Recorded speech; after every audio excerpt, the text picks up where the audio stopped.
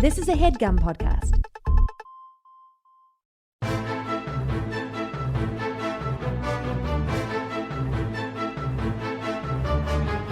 Hello and welcome to the Complete Guide to Everything, a podcast about everything. I'm one of your hosts, Tom. And I'm Tim. Tim, how are you doing this week? Tom, I'm giddy. We're back in the same room again Yeah. after my recovery from COVID, and I think there was something else why we couldn't record together.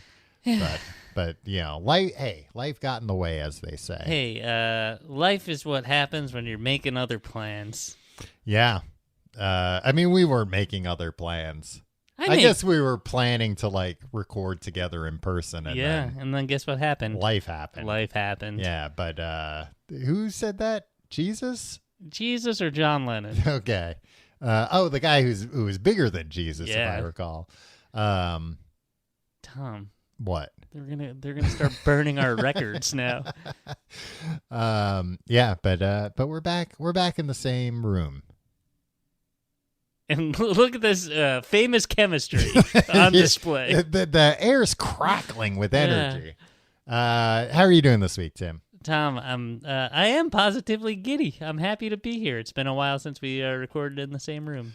Are you at all scared about the topic tonight? Are you at all spooked about it?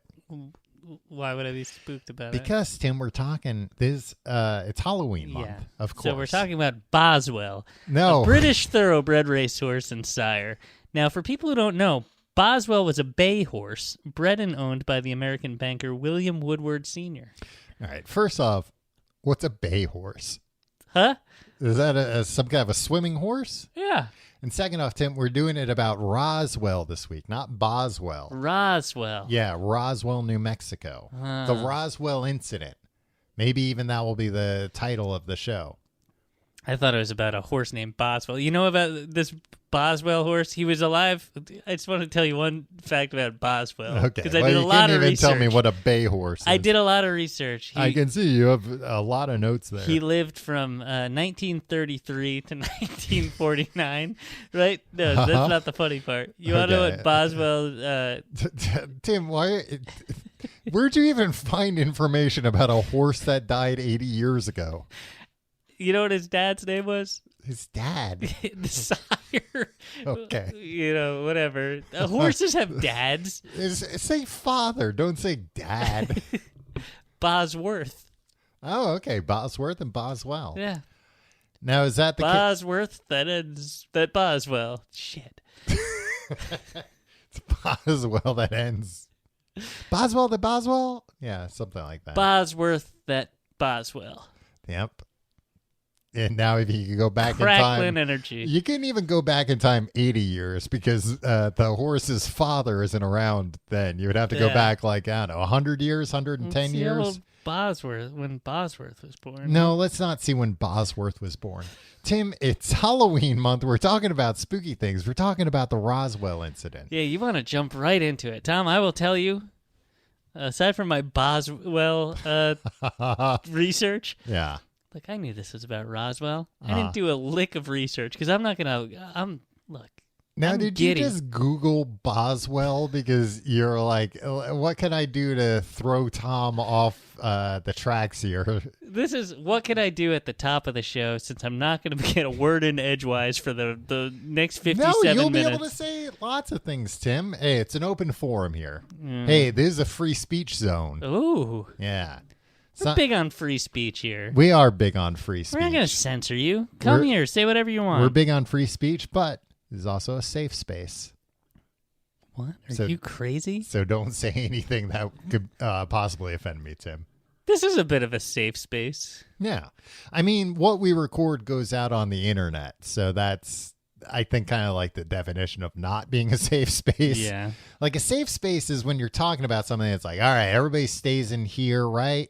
And nobody's going to get too mad if somebody says something unless they say something really bad. No, I think that's the opposite of a safe space. Oh. I thought the way that I hear it as a pejorative, okay, which is it's a safe space. You're not allowed to say anything that might be controversial. Okay. What you're saying is it's a place where we can all just freely, a boys club, really. Yeah, I'm thinking of like a treehouse. Right. That's a safe space. Do you think this is a treehouse? I mean, we're up a few flights, up a few stories. Yeah. Had to climb up with on boards that are nailed to the side of a tree. I was friends with somebody as a kid that had a rope ladder going up to this treehouse. Yeah, I know this guy. Those things are hard to climb. I know. And, like, also, this kid and his dad, they were not architects. We might be talking about different kids. Well, I'm just saying, for any treehouse. Yeah. Like, come on. This treehouse is up pretty high. Is this the code? You know what I mean? Tim, it was the go-go 80s. Anything went. Yeah. Well, I'll tell you what. Well, like, just think of it now. Like, if you had a kid. Yeah. And a house with a tree and some wood. Right. You wouldn't be like. And nails. Yeah. Hammer. Saw, probably. Yeah. Unless all the pieces of wood came pre-cut. Would you all of them to the exact? Yeah, maybe it's a kit. Would you trust yourself to be like, all right, I'm going to go up in this tree and build a structure that my small child will go in, and like him and his friends will do whatever there, and it won't collapse and causing them to fall and break their necks? I'll say this, Tim. It depends on the tree. Yeah, I guess it does. Depends on the tree. I don't think I would be an expert treehouse builder, but if I could build a treehouse where it's like, look, most of this is like on a tree, you know, one of those trees where maybe it's got like a bunch of limbs going out and there's like it's kind like of a hand. It's kind like of a already hand a platform. holding it. Yeah. And then it's like, well, even if this collapses, they're going to fall 6 inches to where the tree bounce and then fall. Well, I'd surround everything with wood chips. All right. From a different tree, obviously, not from that tree. Well, that wouldn't be structurally sound. Exactly. Surrounded with wood chips taken from the base of the tree that I built the house in. Tim, we're not talking about tree houses this week. Yeah, stop trying to get me off topic here. We're talking about Roswell, New Mexico, the Roswell Incident. Right. In July 8th, 1947. Now, what do you know about this? There's aliens. And then 1947. Yes. And then 45 years later, wayward drummer who recorded an album after the tragic passing of the lead singer of his band, decided to name his record label after Roswell. Yeah. You're talking about Dave Grohl. All the Foo Fighters albums are out on Roswell Records. I don't think maybe one other album was ever put out. Did that Verbena album come out on Roswell? No, but I think maybe something else did. Maybe that Verbena thing did. Anyway, we're not talking about Foo Fighters this week either. Well, Foo Fighters, that's a UFO term from World War II. Exactly. Yeah. So this is what I know about it. Dave Grohl named Roswell Records after it, and there was an alien, I think. Yeah. As like the logo. No. That Roswell. In that it was some sort of bay horse. So there's a lot. There's not really a definitive accounting of what happened, but it is, known as the seminal, I think, UFO incident. You ask anybody about like, hey, what's the most famous UFO crash? Or even possibly, could you name one UFO crash? Right. And it would be the Roswell incident in 1947. Now this, I didn't know, or maybe I knew, but I forgot, that 1947, Tim, this was right in the middle of a big saucer craze. Sausage craze, you said. Saucer craze. In the 40s, they already had sausage. I know, but... maybe people were like, hey, guess what? What year is this? 1947. It's post-war. It's like, hey, you know what? Maybe people were like, I'm not eating sausage, that German bullshit. No, by then they were like, we kicked their ass. I know, exactly. So maybe there was a craze after the afterwards. War. Like, finally, we can eat sausages 1944, again. It's like, what, are we going to eat this German slop? Were we going to support their war effort? Keep importing all these German sausages to America? No, there was a saucer craze. A lot of people saying that they saw flying saucers in 1947, which is interesting because it's often brought up as kind of a way to refute this as like, it was just part of the saucer craze, instead of oh, maybe there were a lot of flying saucers in 1947, and because of that, statistically, one was going to crash, and it crashed. Or maybe even two. Some people claim there were two crash saucers. Wow. Tom, can I ask you something about the saucer craze of 1947? Yeah. You can. I might not know the answer. Has it been theorized by anybody? I've kind of exhausted my knowledge of the saucer craze. I think I'm going to say something real that'll really pique your interest here. Okay. Has anybody theorized that perhaps the detonation of the two atomic bombs somehow attracted the notice of extraterrestrials who then came here in their saucers to kind of see what was going on? Yes, that is a theory that a lot of people subscribe to. The idea that the aliens didn't really care about us until that happened, and then they were like, oh God, we better go keep an eye on these idiots so they don't blow themselves up. Like the giant baby at the end of 2001. Yeah, kind of like the giant baby at the end of 2001. Yeah, and it makes sense that, we wouldn't really be interesting until we had developed these insane weapons, and that would be something potentially you would be able to detect from space. And there's lots of stories about, especially throughout the Cold War, of UFOs being spotted outside of like missile silos, like bases where nukes are held, and the systems turning off, like these systems that have, backup upon backup, these systems that it's like, we've made it so that even if a Soviet nuke hits this base, we'll still be able to fire a nuke back.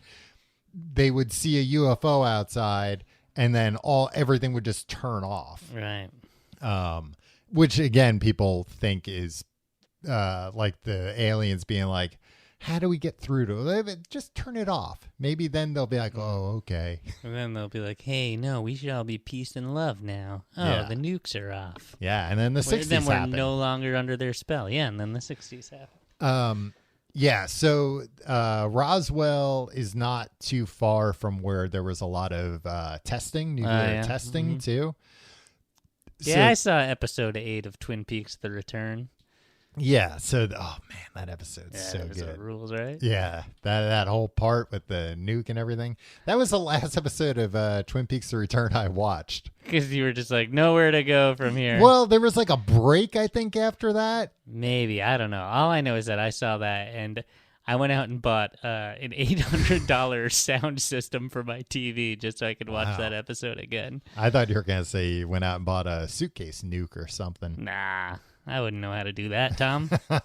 All right. So to get into the actual incident itself, we've set the stage. It's the saucer craze. Now, why this is kind of interesting, and why the idea that the saucer craze is what caused this can be refuted, is that the guy who claims that, this thing, something did crash there. The government says it was a weather balloon. Now it's a military base? No, this is just like a ranch. Okay. There is a military base nearby. There is a Roswell, I think, Army base. But this is just some dude's ranch. Some dude's dude ranch. Dude ranch, yeah. Do we know if any horses live there? Of course some horses live there. This lines up with the timeline. Yeah, Boswell. Maybe Boswell lived there. No, didn't you say Boswell died in the 40s? Died in 1949. Oh, okay. Boswell could have been in Roswell. He died when a UFO crashed into him. Wow. Oh, what a way to go. So this guy, Mac, I think it's Brazil, Brazel. Brazil? Brezel, probably. Max Brezel. Mac Brezel. Mac Brezel. Technically, his name was W. Mac Brezel. What? He was an early adopter of the World Wide Web? Well, back then it was just a wide web. And then later on, they decided we should add another W. It should be the whole world, the wide world. That's true. So W. Mac, and yeah, Macintosh computer, it all, oh boy. .biz? Brazel, not too far off. Mac Brazel. So he lives on this, ranch, and it's secluded. He has not been in town at all. He doesn't have like a TV or phone or anything. He comes into town. And it's like maybe 10 or 11 days after, I think, that the saucer craze is really happening. Mm-hmm. He comes into town, I don't know, buy milk or something. Hey, he probably has his own milk. He probably had to buy a newspaper. He probably doesn't have a newspaper, the ability to make a newspaper. Maybe he was just going, maybe he was at the local tavern. He could have been, yeah.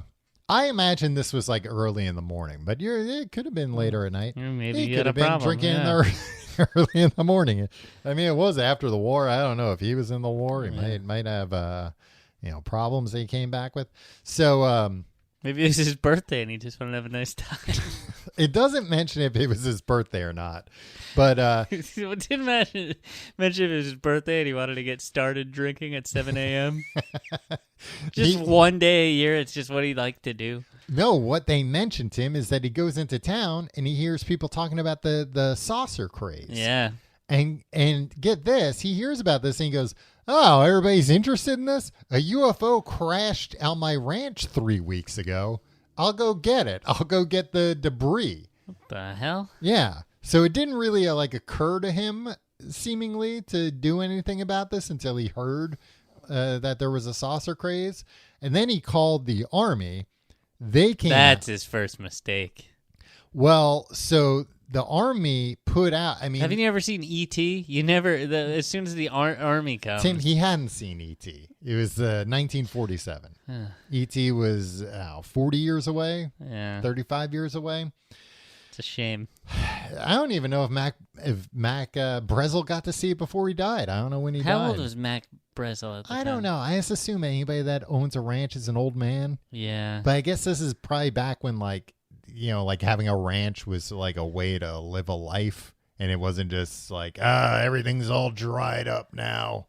The world's moved on from old W. Mac Brezel. Yeah, so it could have been a thriving ranch. Yeah, it could have been. Maybe that's why he couldn't get away. Cows and bay horses. He hadn't heard about the saucer craze. He was too busy at the ranch. So he calls the Army. He didn't have to hear about it. He saw it. What? The saucer craze. He didn't know it was a craze. He thought this was an isolated incident that didn't merit him bringing it up to anybody or anything. Everybody's interested. I guess I should call the Army. So he calls the Army, and now this is why, to this day, this is still such like a hotly debated topic in ufology. A hot topic, ufology. Yeah. The Army put out a press release saying, hey, we've recovered a flying disc. And then the next day, they put out a new press release, or not even a press release. They had reporters and everything, and they were like, oh, no, we screwed up. We didn't recover a flying disc. It was a weather balloon. So the fact that they initially put that story out, basically the people Who was running press for the Army at that? You don't have to say anything. Well, I think that's where this theory comes in, that basically it was, the local Army base was like, oh, hot damn, a flying saucer. Let's put out a press release. Yeah, let's cash in on this craze. And then it went to higher ups, and they were like, what are you, out of your mind? Yeah. Tell them it was a weather balloon. But there's there's a lot of problems with the story, and also a lot of different versions of the story, even from old Mac himself. See, I don't think old Mac is a reliable guy. I need Why to do know. you think that? Just because, like, I don't know, he's an old man on a ranch. I don't know anything about Mac Brezel. He got thrown in jail not too long after this. And for what? I don't know. I didn't find that, but the theory again is that the government was worried about the mounting hysteria that could be caused by this, and part of the way they dealt with it was throwing old Mac in jail. Now, there are people in particular. You want to know what Mac's wife's name was? What? Maggie. Mac and Maggie. Maggie Breslin. Mac was no spring chicken, although that might have just been the way that like 35-year-olds looked in 1947. Yeah, he doesn't look that old. I mean, honestly, he looks like he could be in his 40s, but just, like a rough 45. Well, Timmy was out on the ranch all day. He was in the hot New Mexico sun. Yeah, he had skin like what's his face? Robert Redford. Robert Redford? Yeah. I mean, it's got skin like leather. I don't think you know who you're talking about. Robert Redford? Yeah. Yeah. Like modern day Robert Redford. Okay. Our friend met Robert Redford one time, shook his head, and said it was like his skin was made of paper. Wow. All right. Well, I guess when you're famous, you can get those kinds of operations done. Get yourself some nice paper thin skin. I want paper hands. Don't you know who I am? I thought you were going to say it was like an old, well-oiled baseball mitt. Yeah, no. It was just like crackety crack. It tore. Why'd we start talking about? Yeah, Mac. So Mac's son, neighbor, and the son of a newsman all attested, like much later, that they saw this debris, and that some of this debris just kind of didn't make sense. Right. There were these little tiny metal I-beams that had engravings on them that they said looked like hieroglyphics. They were not a language that anybody recognized. And that there was also this tinfoil-like material that was super strong. They could not rip it or tear it or anything. And when you'd crumple it up into a ball and then let it go, it would instantly spring back to its original form. That's fantastic. Imagine having that. Just having it as like a desk toy or whatever. Yeah, I think that'd be a really good fidget situation. Yeah. Right? Well, I'm sure. I bet. Hey, get that in the hands of Mr. David Copperfield. He'd build a whole trick around it. Yeah, I didn't even think about the advances to the magical arts that this kind of stuff could lead to. But no, the government took it away and gave him like a pile of sticks and some like Mylar balloons, and they were like, "Hold this up. And tell everybody this is what you found. We're going to have the press come in. They're going to take pictures. And did they use that little mind eraser from Men in Black? Yeah. No, that movie hadn't come out yet, Tim, so they didn't know that kind of thing existed. No, I mean, instead of having a mind... 40s were wild. Nothing was out. I think instead of having a mind eraser, they were like, look, we're just going to scare the shit out of you. It's 1947. You're a ranch hand. All of a sudden, like the government, the army is coming, the military is coming down on you and saying, "Why don't they just hit him with a hammer?" And well, they put him in jail. Yeah. I think they're just saying, "Hey, look, you want to help your country, right? Don't say anything about this." That's all you had to say in 1947. Yeah, you're a patriot, aren't you? Yeah, and patriots keep their mouths shut about things we find. There's other things related to that tie in. General, let's say, was a cover. Oh yeah. So then along those lines, reading this off of a tablet. I have a bunch of notes, Tim. Did you write those notes? Yeah, I wrote all these notes. Wow. Well, I copy and pasted some stuff too. Okay. So this story, That's more notes than I had about Boswell. That's for sure. I mean, how much could you have really learned about Boswell? He was a horse. Well, he's a bay horse, and you don't even know what that is. He ran some races. They thought he was going to be something. Yeah. Turned out not really to be anything. Well, he's still famous 80 years later, so. Yeah, I mean, you just claimed that he might not be famous. Well, he is now. He's been mentioned on this podcast, Tim.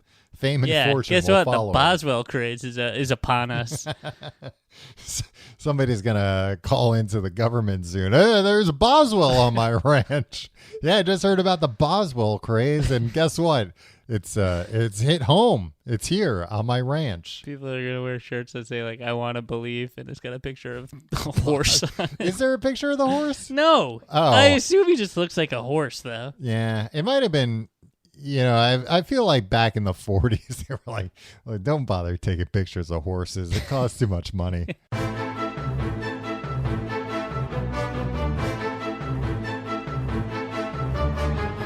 Now, Tim, I told you like the original story. So what's interesting is this really didn't become an issue or like a well-known thing, I think, until maybe 1980, maybe the late 70s. What? Yeah. Where this When just, E.T. came out. No, E.T. didn't come out in the 70s. I think it was just the kind of thing that, like... How many times do I have to tell you? E.T. did not come out in the 1970s. It's 1982, you son of a bitch. I think it was just kind of the thing, it was like a local oddity, a weird thing. And then, decades later, when there was like another UFO craze, people took another look at it. There was another UFO craze in the 70s?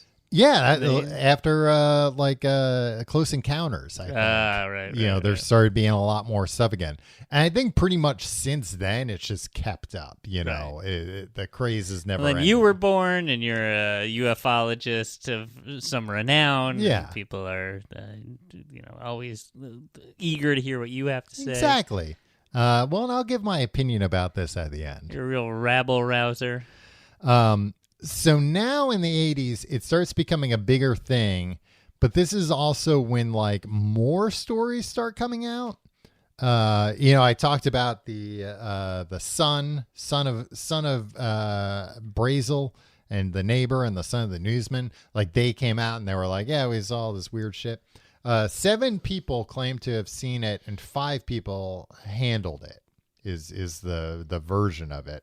Okay. So 2 people were just looking but not touching, huh? Which, honestly, can you blame them? If you saw some material, if I called Wouldn't you want to get your hands on that tinfoil? If I called you up and I was like, Tim, pretend we don't both live in apartments in New York City. Right. We both live on ranches. You're building a treehouse. And I call you up, I'm like, something crazy crashed at my ranch. Come over. And then I show you some material that's doing things you didn't think physically possible. And I'm like, oh, go ahead, touch it. I don't know. When I saw Nickelodeon Gak, that didn't make a lick of sense to me. But you knew where Nickelodeon Gak came from. Nickelodeon Studios in Orlando, Florida. Exactly. So you knew it was safe. But I'm saying something like this, I would be worried like, is that radioactive? Am I going to get sick after I touch it? Right. Which is something that has come up a lot. That's why you'll never be a magician, Tom. Too afraid to touch unknown substances. Too afraid of the unknown. No, this is something that's come up. I feel like it actually hasn't gotten enough attention. That there are a bunch of like pilots who have had close encounters that then have later had like bad health problems. Yeah. That seem like they could potentially be related. But then, of course, whether true mind erased. Well, whether there's a cover up or not, I think the government doesn't want to be like, okay, we'll cover the brain cancer that UFO gave you. Right. So they just don't really get any help at all. That's got to suck. Like, if this stuff is true, if like you had a close encounter with the UFO and it made you very, very sick, and then everybody was like, you're lying. You made it up. Wouldn't that be infuriating? Yeah. Yeah. I don't like whenever anybody accuses me of lying. Yeah, especially about like even little things. Do you think... Like when somebody's like, oh, he who smelt it dealt it. It's like, no, I smelt it, but I did not deal it. I mean, have you ever had an experience in your life where something's happened that you can't explain it? No. Okay. Now, if you did... I understand everything that's happened to me. I mean, Tim, I've seen a lot of things happen to you that I don't understand. I've seen you get hit by a car and get up like nothing happened. Well, I was in search of a hamburger. There was a hamburger at the end of it. I just wonder about, and I've never really had this happen to me either, but I wonder if it would drive me crazy if I saw something that I just could, like, not There was one time I had this frog, and whenever I was looking at it, do a little dance and sing a little song. It's oftentimes had a tuxedo. Yeah, I remember you showed me that frog. It was just a dead frog. I know. You thought it was just a regular run-of-the-mill frog. Yeah. It wasn't even. It was just, dead in the box. Yeah, but then as soon as you were gone, guy got up and freaking started singing and dancing again. Yeah, I remember you telling me that, but to then you day, tried to show me again and still nothing. Yeah, I guess you're right. Now that I think about it, that was infuriating. We almost came to blows over it. Yeah, I remember you were getting like real mad at the frog too. Yeah, well, I thought he was going to be my ticket out of this and your place. wife was trying to take it away from you. She was worried because I was going to leave you all behind and go on the dancing frog circuit. But I just think about that, like not a I saw like a UFO up in the sky, but if like a UFO landed in front of you, stayed there for like 10 seconds, and then like zipped up out of the sky, how that would make you feel. I would assume that I was just like, my memory was unreliable. As it's happening, you'd be like, my memory's unreliable. No, I'd see it happening. Like, we all do this, right? Like, all these things that you remember, your memories, if you will, they didn't happen that way. But I'm saying, like, if this happened when you were a kid, if this happened to you tomorrow, how would you feel in the immediate? Would you, in the immediate aftermath, you would just tell yourself, like, nope, that's the old memory playing tricks on me. I think again. it might just be like, maybe not at that point my memory. I think it would be like, that's your mind playing tricks. And then be like, how many beers did you have at Tom's house? 2? Well, that explains it. It's been enough to make me hallucinate in the past. Well, what if somebody was with you, though, and you both saw it? And talked about it immediately afterwards. So you were sure it wasn't a memory. Or you wrote it down right away. Right. Or you took like video of it. It seems weird to me when they use people's like diaries or journals in like court cases. Yeah. It's like, first of all. The idea of like, well, obviously nobody would fake a diary. Yeah. And also like, who's writing all the stuff that happens to them down every day? Yeah. I mean, I'd write it down if I was in a court trial one day. They were like, do you have like a diary or a journal? Maybe you can prove your whereabouts. Yeah, claim that you wrote down that day that you didn't murder that person. And go home and wrote down everything you did that day. October 16th, did not murder a lady today. Then bring that to court. And they'll be like, well, we gotta, yeah. Even if I had wanted to, I was entirely too busy to murder a woman today. Yeah. And then be like, well, she's murdered on October 16th. The dates check out. Well, all right. So let me give you another example of like a weird thing. Because like, I think even a UFO, you would be able to tell yourself like, oh, maybe that was like a secret government project or something. There's this guy that claims when he was a kid, I think it was in Mexico. When he was a kid, he was like playing in a barn and all of a sudden a portal opened in the floor. And like a businessman with a hat on poked his head out, looked around and went, oops, and then ducked back in and the portal closed. This kid saw that in a cartoon. They didn't have, it was a while ago before cartoons did that kind of thing. But like, what if that happened to you? That kind of thing. At this point, it was just the mouse piloting a ship. No, this was like, it was like a guy, he was, I don't know, traveling through dimensions or through time or space. And like he ended up in the wrong spot and he said, oops, and quickly corrected it. I'm saying like, what if something like that, because even a UFO, it's like, we understand like things can fly. You might see it fly faster than is possible. But like, what if like something like a portal opened up, somebody came out, they said, oops, they went back in the portal and the portal closed. And then in your mind, you're like, what the hell was that? Right. Well, how do you think that would make you feel? Yeah, okay. I would think that was weird. Is that what you is that That's all hear? I'm looking for. All Tim, right. I just want to hear you say that you would think that was Hey, weird. weird stuff would be weird. A little out of the ordinary. Do you believe these kids that say they go to heaven?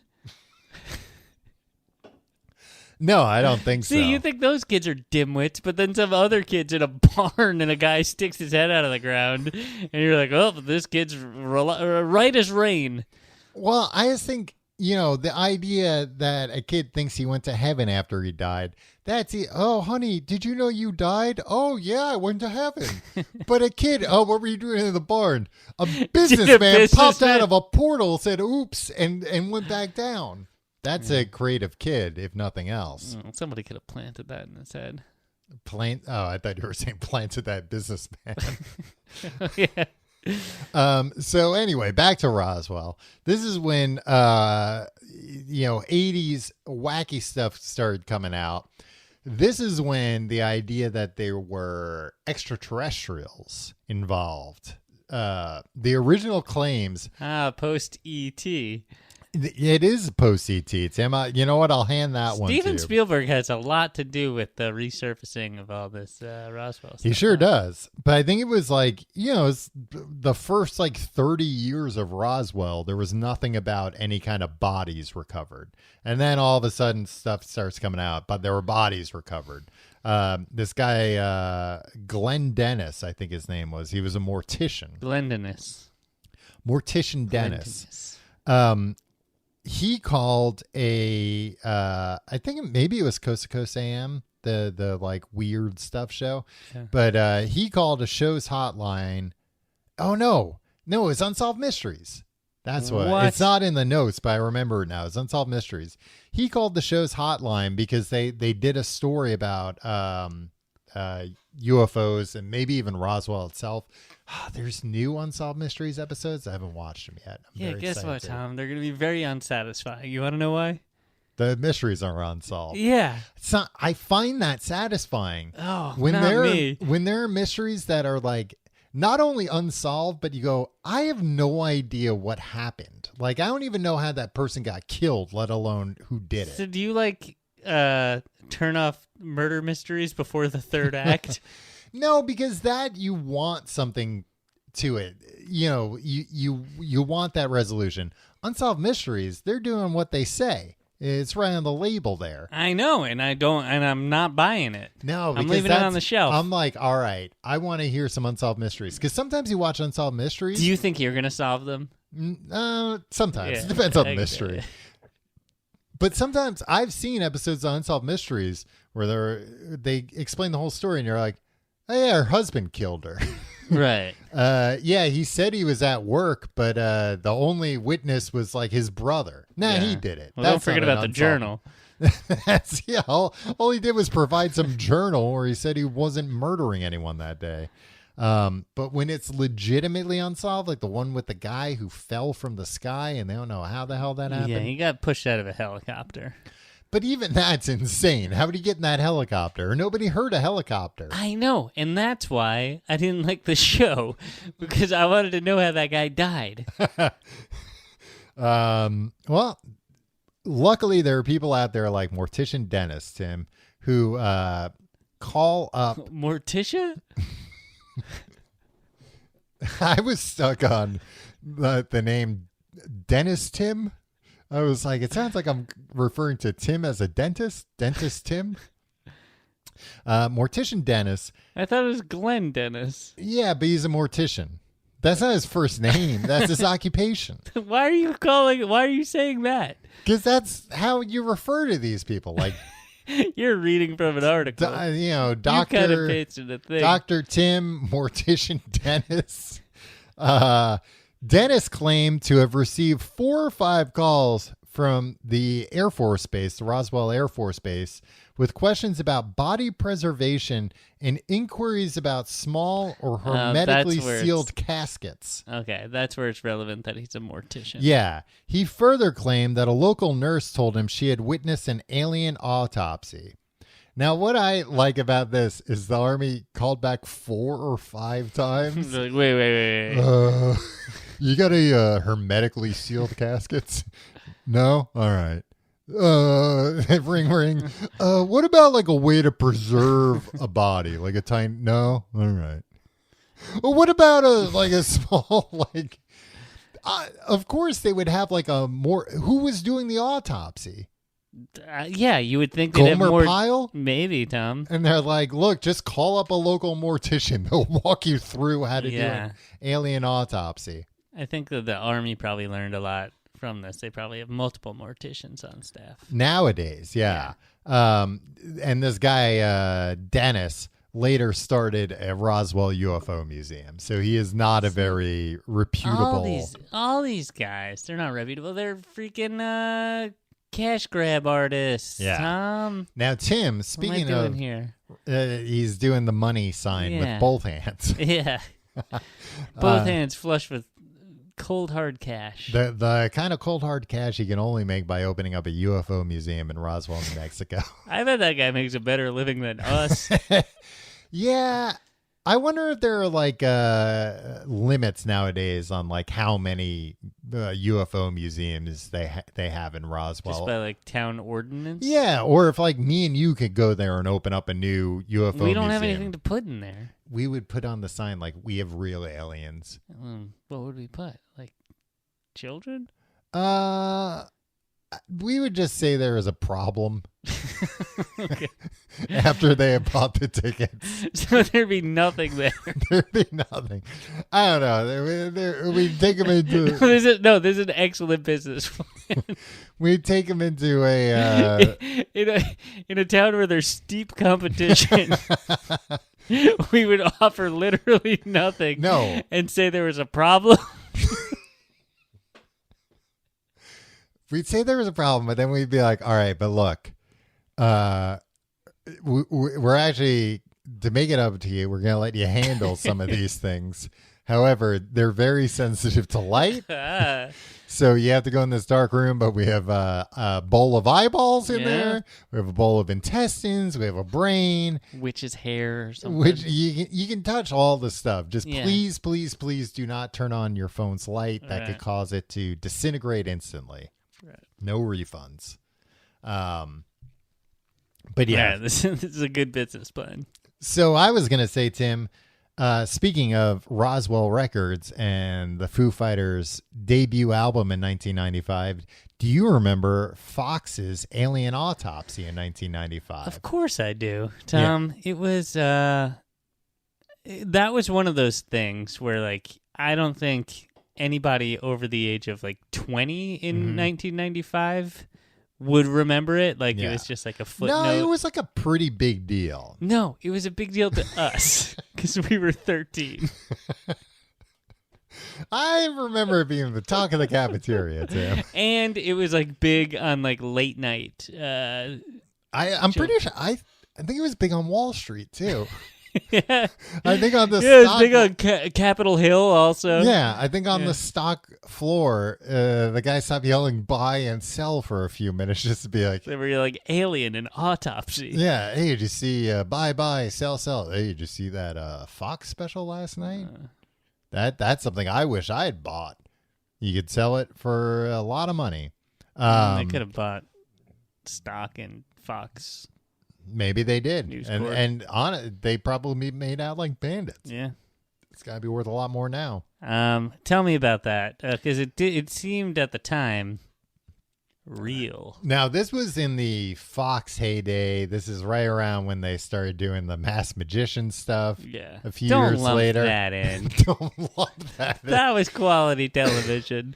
This was when Fox. I don't know if it was like because of how they would promote things, or if it was just so much of it was fly by the seat of their pants, that all of a sudden they would have a commercial for something, and it would be like the craziest thing you've ever heard, like a TV show where they're going to show footage from the Roswell Incident autopsy, and they're like, this week, Saturday. Yeah. You didn't hear anything about it until it was like, tomorrow. Like, within 24 hours. Sorry, I just need to make a note that I want to watch those Masked Magician specials when I get home. I mean, especially because, like, if this were true, it would be, the biggest news in human history. Right. And they're like, Friday after Married with Children. So the alien autopsy special came out.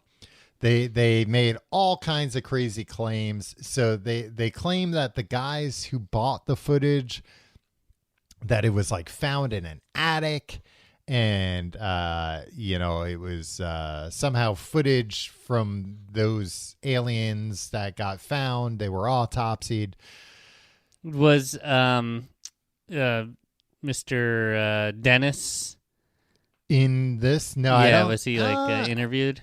Not that I recall, but he maybe. Yeah. I do remember them. Mortician Dennis. I do remember, all these things too. They would like go so far out of their way to be like, we've thought of everything to prove that this is true. So I do remember them having like a special effects artists on. I want to say maybe it was even like Rick Baker or like some like famous special effects guy, and had him watch it so that then he could say like, yep, that I couldn't have faked that. Yeah. So it's like, okay, that can't be faked. And then they said that they sent some Is there anything stopping Fox in 1995 from getting a guy and just putting a beard on it? A guy with a beard to be like, this is Rick Baker. Yeah. And he'd be like, hi, I'm Rick Baker. I couldn't do this. Or just showing him something different. Yeah. They also, I remember, took like some of the frames and sent them to Kodak to verify that they were from 1947. And they had like a whole segment where they were like, yeah, this is the way we verify this, and verified. Now, it came out not too long afterwards. It was fake. However, the men who had this footage claimed, yes, this is not the footage. However, this is an accurate recreation of footage that was shown to us. Oh. And, if somebody showed you actual footage of an alien autopsy, what would you do? Of course, you would hire a bunch of people to recreate it and then sell that as the authentic alien autopsy. I mean, it worked. And those guys are billionaires now. No, I'm sure they're millionaires. I mean, do you think they're millionaires from alien autopsy? Maybe. I mean, they sold like videotapes of it and stuff. Yeah. I also think that they probably had like a great deal with Fox, where Fox was like, we don't give a shit whether this is real or not. Yeah. And Fox was like, yeah, we don't give a shit. We'll give you $23,000 for it. I don't know. But I do remember the autopsy being like pretty gruesome and pretty believable looking. Yeah. I mean, fooled Rick Baker. Yeah. Well, and I would like to see, some behind the scenes of how that autopsy was done. Yeah. I don't think they've really ever done that. So then you got the conspiracy theorists saying, yeah, of course these guys had to come out and say it was fake because, the men in black came and they were like, we're going to put, holes through both of your heads unless you tell them all that stuff was nonsense. Oh, this is how they got around it. Okay.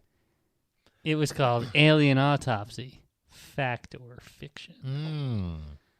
So Fox was not taking any sides. They were remaining fair and balanced. Yeah. And then like years later, they were like, oh, we don't even have to put fact or fiction in things. We can just put stuff on the air. Just say whatever. Yeah. Sorry, Tim. Stan I apologize Winston. for getting political. Stan Winston, yeah. I mean, that's the Terminator and Aliens and all kinds of stuff. He's not the Terminator. That's he made the Terminator. Tim, there's further stuff that has come out. One of which, there are two different books that I've read about this. Right. The first one is called The Day After Roswell. I think this came out in the 90s. And this is from a guy named Colonel Philip Corso.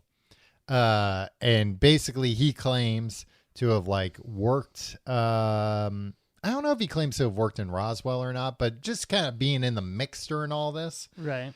And his big claim is that, well, he has two. And they're both like kind of believable. Well, one isn't. One is he claims the Star Wars system that Reagan made, that Reagan did, that was actually to like combat aliens, and we won. Oh, wow. Yeah. Like the Star Wars had happened and we won. Victorious. Yeah. Okay. That wasn't like... Great news. It wasn't a nuke deterrence system. It was a way to fight aliens with lasers and stuff, and we won. But the other thing, which is... I find, I don't believe it, but I find it interesting and like it could be believable, is he claimed that like the government kind of didn't want any ties to this stuff. So what they did, they took all the like interesting wreckage and debris and parsed it out to different like military contractors and private companies and basically said, hey, can you reverse engineer this for us? Mm-hmm. And now this is something they had already done with Soviet technology. Okay. So it was like, you know, if they recovered some Soviet spy plane or whatever and found like a radar thing that they didn't know how to make it, they would take that radar thing you say. They would take that and send it to, you know, Lockheed Martin. Yeah, Lockheed Martin or Fairchild or something. And they would be like, hey, you can't ask where we got this. That's top secret. Yeah. But we need you to. Like it was Soviet. It was our main foe, wasn't it? Well, I think that's the thing, that for the most part, you know, is like when they would take like a crashed jet to them and be like, we can't tell you where this came from, but reverse engineer it for us. But he claims they did it with alien technology and that it directly led to fiber optics. That there were fiber optics in this ship that we were like, what the hell is this stuff? And they gave it to these people. They figured out what it was good for. And the magnetic induction for roller coasters leading to the Aerosmith rock and roller coaster at Disney's MGM Studios. I mean, maybe some of the magnetic stuff could have eventually led to that. Fiber optics, has certainly trickled down to where, you know, if you have a stereo cable, that's a fiber optic cable. And the integrated circuit. So before the microprocessor, the thing before that, which then led to the microprocessor. Gotcha. That's also where they came up with this. That part of what you said, Tom, was very boring. Well, and it's also like a little bit ridiculous to think, okay, that was the most advanced shit they had. Right. Like, and we were able to figure it out. Like, then how come we haven't gotten anywhere close to that in the, what is 70 years since. So that's what he claimed. This book, The Day After Roswell, has a foreword from Senator Strom Thurmond, who a good guy too, who was not told that the book would be called The Day After Roswell. He was told it would be a memoir about this colonel's time in the military, and apparently was very upset. And his forward. I don't know how it sounded when he got upset. What?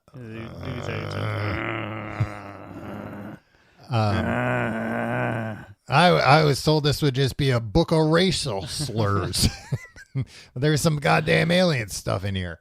I don't know if it's in the copy of the book I have. I have to look, but apparently, like, the forward has nothing about UFOs or it. So, like, if you read, you'd be like, oh, that's weird. Yeah, why would they even want him to do? I mean, just to legitimize just let him blurb it. Well, and then, they don't want him to blurb it. They don't want him to read it and then give a quote. It gave it some legitimacy. And in fairness, like the publisher, I'm not sure who published it, but I think it was a pretty big publisher. they were like, this is a memoir. Like, this is about this guy's time in the military. Right. You know, It's full of lies, but. Well, I mean, I'm sure there are plenty of military memoirs that are full of lies that other people have written forwards to. So you can still get it.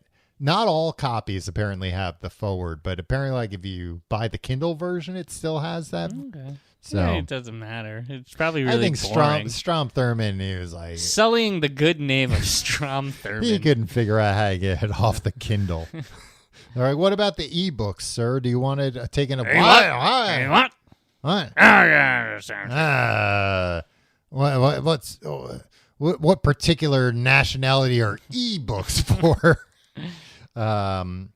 So that was one. Another book that I read, Annie Jacobson's Area 51, An Uncensored History of America's Top Secret Military Base, that came out in 2011. Mm-hmm. Now, this one was very controversial because, first off, this is actually a really good book that, like, the vast majority of the book just goes over, like, what is, I suppose, now publicly known about what has been tested in Area 51.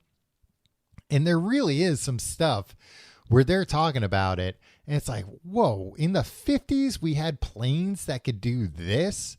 And it's like, we don't have planes that can do that now. We probably do. And wait, do what? Like fly upside down?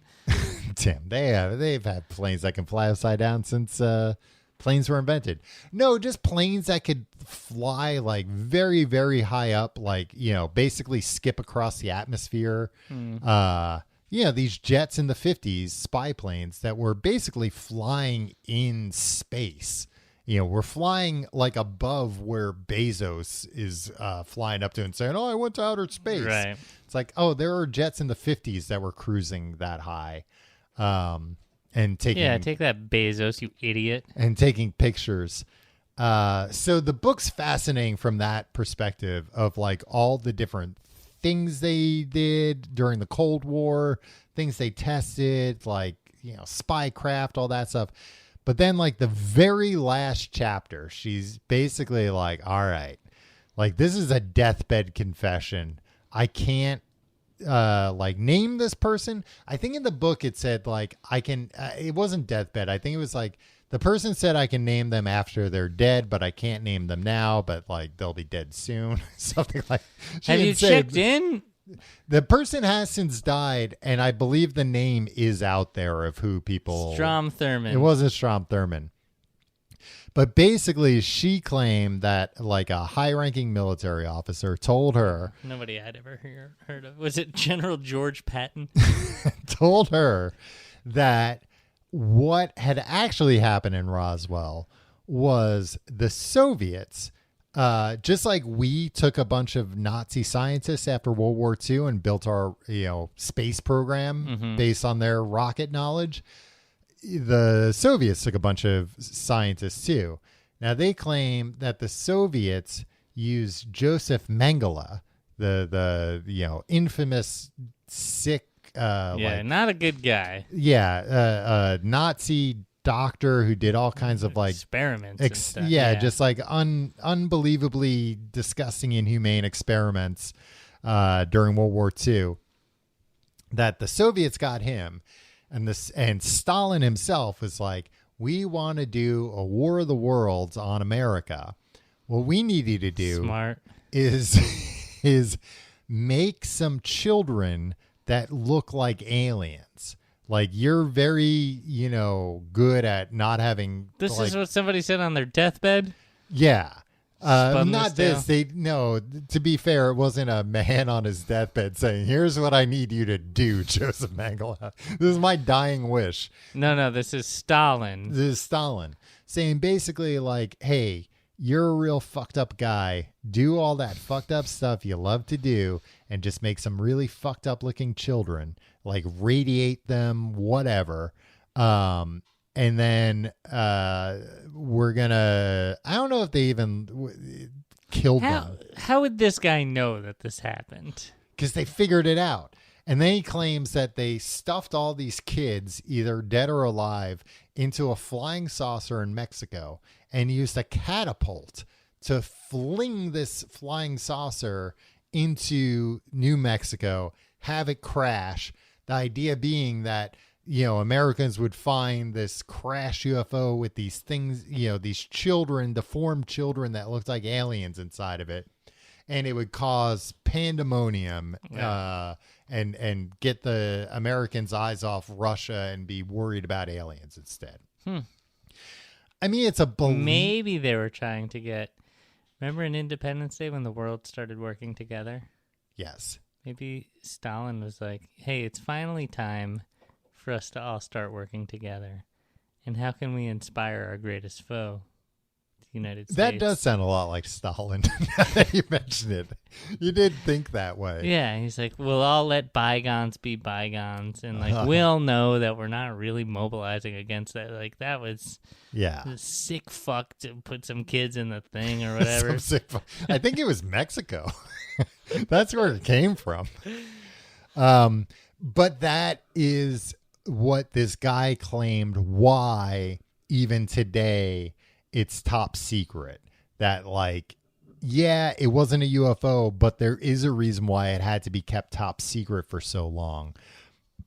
Because it was this just really fucked up thing. And also it was the Russians launching a projectile, on U.S. soil. But I don't buy that. That's more far-fetched than aliens, in my opinion. Tom, I just want to, before you get into the next thing, I just want to let you know we're running low on time. Yes, yeah. I want to fact check you here. Stan Winston, claimed his comments were taken out of context. Claimed that he clearly stated in his interview that he believed the footage was in fact a hoax, but that those parts of his statements were not aired. So then what did he say? I couldn't do that. They show him a video of a guy juggling bowling pins. Yeah, they showed him Michael Jordan in the 1993 slam dunk contest. I couldn't do that. Yeah. If you like the show, you can find out more at tcgte.com. Oh, I didn't know. Tom, no, I've got more to say after. Okay, all right. You can find all of our social media links there. All of our I've never seen you this happy. I've never seen you felt like Joseph Stalin trying to trick the Americans with deformed children Joseph Mengele made. You can find our social media links there, Reddit, Discord, all that stuff. You can find our social media links there. Good impression. Check out patreon.com/complete guide for our other podcasts, books of podcasts. This week we're reading The Lottery, all about how to win big by Shirley Jackson as part of Halloween month. Buy your tickets now. I bought all. No, don't buy your tickets now. Listen to us. Yeah. And then buy your tickets. Yeah. And you can follow me on Twitter and Instagram at Tom Reynolds. Follow me at your pal Tim. Tim, the idea that the president, or at least that, a bunch of presidents have talked about this on the record. I mean, not a bunch. I think it's mostly Clinton onwards, because Clinton onwards is when presidents would go on talk shows and stuff, and then of course be asked about it. But in June 2020, then President Donald Trump, when asked if he would consider releasing more information about the Roswell incident, said, "I won't talk to you about what I know about it, but it's very interesting." So they didn't tell him anything. Yeah. Or if they did, it didn't sink in. Yeah. Because otherwise he definitely would have said what he knew by now. Yeah. But also, I mean, these are the same. This is the actual deep state. The claim of the government hiding UFOs and everything.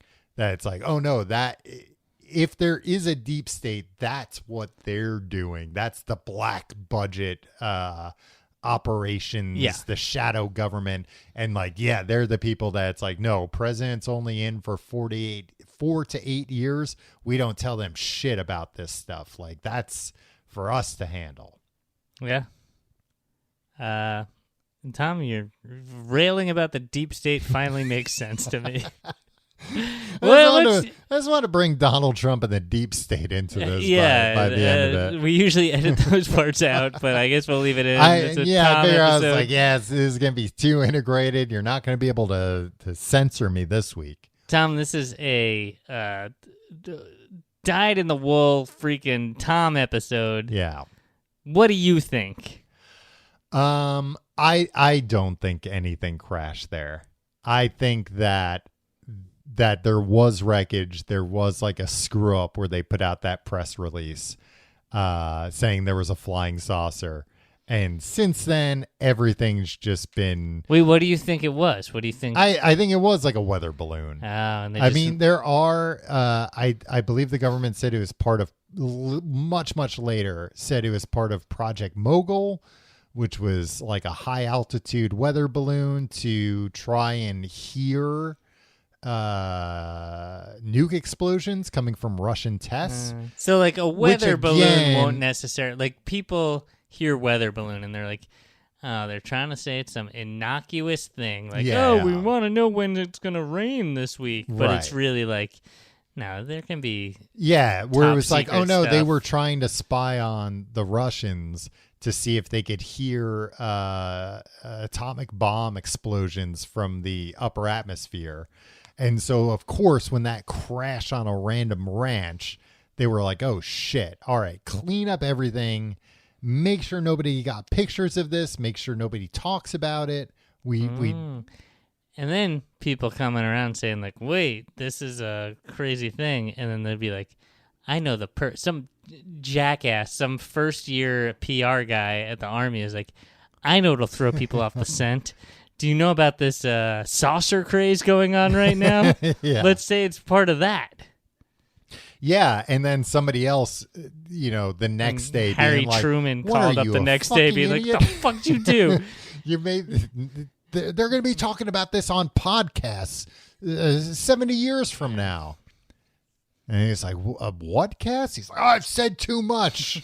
He had access to a time viewer. He could see into the future. They all do. Yeah. Nobody's asked any of them. When you were in office, did you have a time viewer? Did they? Am I wrong? Mm-hmm. Did they not make it a military base after the fact? No. I'm thinking of Area 51. Area 51 was already a military base by this point. Yeah. No, see, I get Roswell and Area 51 all confused. Yeah. They're not too far from each other, but like they are very far from each other, but there's like desert in between them. So, yeah. No, but just the whole thing. Yeah. I was wrong. Well, I mean, I thought this was about a horse named Boswell coming into it. I mean, I think it's a great story. I also find it hard to believe that, some alien culture has the ability to come here and like their first month they create a craze and one of these idiots crashes their UFO. Yeah. Like, I don't buy that. There's just not a lot of it was only like 30 years later that anything interesting was said about it, where, a bunch of these people are already dead and people came out and they were like, actually, now that person's dead, let me tell you what they said to me. Yeah. Like I said, it took 31 years for somebody to say, actually, no, they recovered aliens. And then that changed into they recovered bodies, but also 2 living aliens. And they took them to Area 51 and they lived for like another 10 years and they helped the military out making things. Come on. Hey, don't bullshit a bullshitter. Yeah. It's a good story. I'd like to go open up a museum there one day. Tom, this is what we got to do. Well, no, you already laid out the plan. I would have just said the same thing. Well, Tim, that's how we know we're on the same page. Just tell them there was a problem. I mean, honestly, it works for just about any kind of, not even museum, just a business. Yeah. You open up a Subway franchise, you take somebody's order, let me ring you up. I apologize. There's been a problem. Yeah. And people can take it up with their credit card. Yeah. But we only take cash. If you'd like to come into this other room, lights are off, but we have an alien body in there that you can feel. It's just a child that you've done things to. It's a grotesquely deformed child. See you next week.